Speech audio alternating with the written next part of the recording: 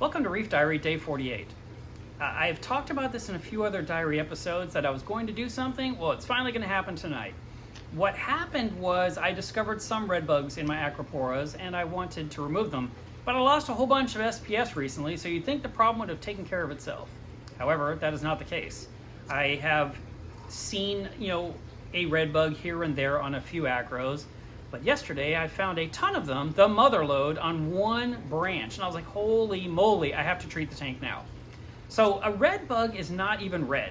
It's a yellow looking flea. It's very small. It bites the tissue or the skin of the acropora. It seems to like smooth skin acropora more than any others. And it has a red dot probably on its butt. But somehow it got the name red bug, which makes no sense. They really should be called yellow bugs. Here's a picture of what they look like. This is a picture that is on my website. So what I'm going to use is Interceptor, and Interceptor comes from a vet. It's a prescription medicine used for heartworms and dogs, and you have to get the kind that's made for a large dog. Now the problem is that this tablet is not easy to come by, and it's not that in the old days you were fighting the vets trying to get it, but now it's just hard to get. Period. It's like no one has it. I got lucky. I had a friend who had a lot he'd bought in the past, and he was able to give me a few packs. One of these tablets is for one large dog, and it crushed up into water and put in solution treats 400 gallons of water. My system is just slightly larger, and I need to do this 3 weeks in a row. So you do it once, you have their protein skimmer not skimming, and you don't run UV. You just let it get in every body of the water. Let it go through all the reactors, let it go through the system, the sump, the refugium, that's fine. What it will do is kill the red bugs. You may lose some pods, you could lose hermit crabs, you could lose decorative shrimp. So you do need to remove those first before you put the medicine in the water. And in 12 hours it's done. So I like to do it at night when the fish are asleep, and then the next day, 12 hours later, I get my protein skimmer running again. And I don't do a water change, I just wait another week, do the exact same thing, treat the tank, wait 12 hours, turn the skimmer back on. And I want to clarify, the skimmer isn't off. I want the water to flow through the skimmer. I get rid of the air in the skimmer. So it's just a body of water. It's just more water moving. I want the medicine in all the water of the system. And then the third week, you treat the tank again, you wait 12 hours, then you resume the skimmer the way it's supposed to operate. And if you want, you can do a water change at that point, and you can run carbon. And then you can put your hermit crabs back in and your decorative shrimp, like cleaner shrimp, blood shrimp, peppermint shrimp, all the shrimp. So that is how that works, and it's a really easy way to treat the tank if you can find the medicine. That's been the biggest challenge here. So here's the process. I figured I might as well show you besides just describing it.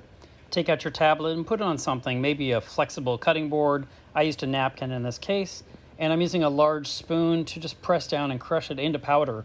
I don't want any chips. I literally want it to be dust from end to end, if at all possible.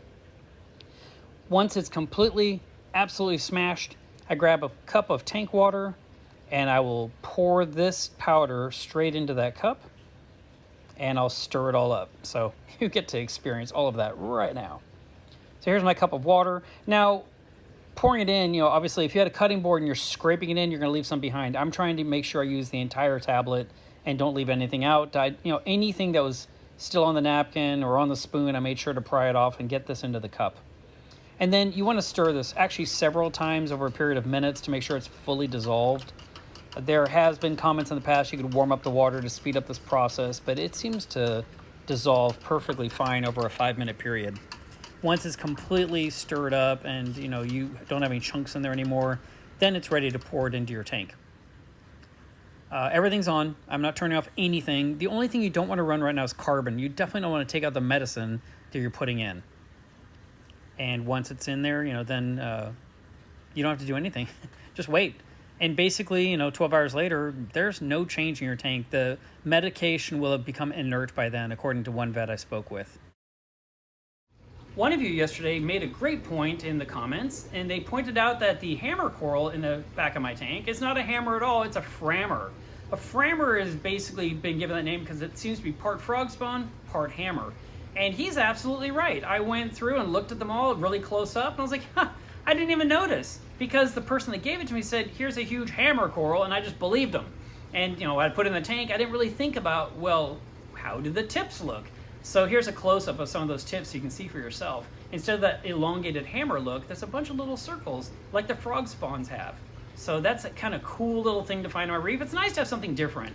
So that was really neat. So thank you very much for pointing that out. I really appreciate that. Thank you for watching. Please hit like. I appreciate it when you do that. And if you're not subscribed, please do subscribe and share. Feel free to share these videos with others so they can also get a dose of the Reef Diary.